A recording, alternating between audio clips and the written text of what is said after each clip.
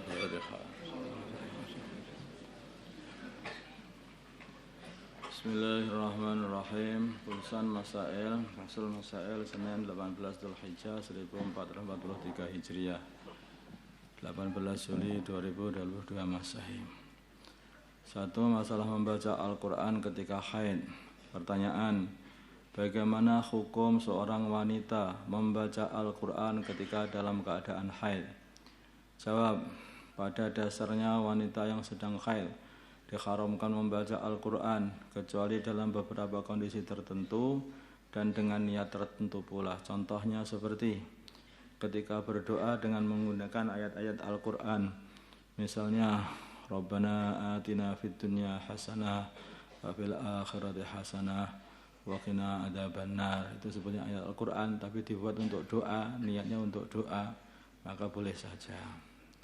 Ketika berzikir menggunakan ayat-ayat Al-Quran, seperti memulai suatu pekerjaan dengan membaca basmalah dan mengakhirinya dengan hamdalah. Karena bismillah itu juga bagian dari Al-Quran sebetulnya, tapi niatnya untuk memulai satu pekerjaan. Dan lagi ketika hendak naik kendaraan, umpamanya Subhanalladzi sakhkhara lana hadza wa ma kunna lahu muqrinin. Ini Al-Quran juga, tapi kan niatnya dibaca untuk berdoa atau berzikir. Ketika membaca Al-Quran dengan niat menjaga hafalan Al-Quran, baik wanita tersebut hafal sebagian atau keseluruhan Al-Quran, misalnya mengulang sabki dan mengulang mangzil, ini masih boleh, tapi kalau membaca sabaknya enggak boleh.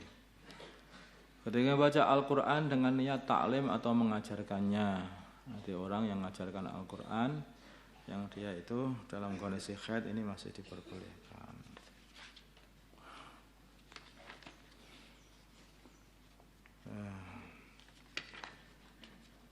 Masalah wanita haid ketika umroh.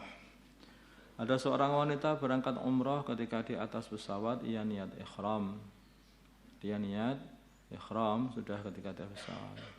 Kemudian ketika sampai di Jeddah ia haid. Baru saja sampai di Jeddah ia haid, hingga pulang ke kampung halaman.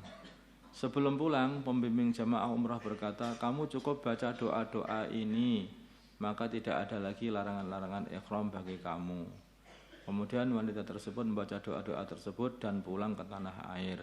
Pertanyaan: apakah ada pendapat mengenai hal tersebut, yaitu cukup dengan membaca doa-doa tertentu, maka tidak ada lagi larangan ketika ikhram? Jawabnya adalah tidak ada. Jika memang tidak ada, apa yang harus dilakukan oleh wanita tersebut? Jawabnya, wanita tersebut segera tahallul dengan cara menyembelih kambing.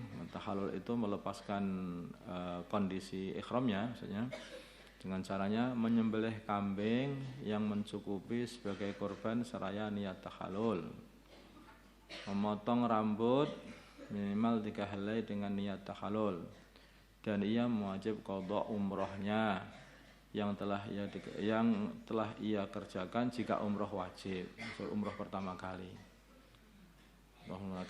Tapi jika umroh sunnah maka tidak wajib mengqadha.